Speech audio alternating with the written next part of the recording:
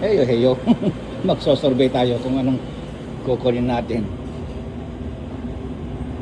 Ito, okay lang ito, maliit lang. Ito kasi masyadong marami. Pero hindi naman obligadong kainin mo lahat eh. Ayan. Ito lang kunin natin kasi meron pa sa taas. Ano ba yung sa taas? Ayan. Let me see. Ayun, sa taas. Mas masarap yata yung nasa taas kesa ito. Kasi ito masyadong marami ito.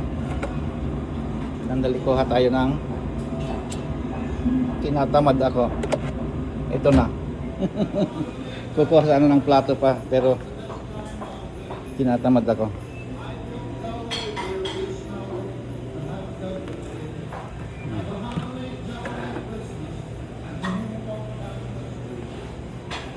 Anong oras na ba?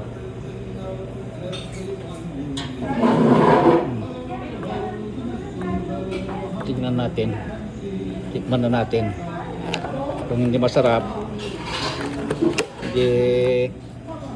i-dispose. Saglit lang. Saglit lang.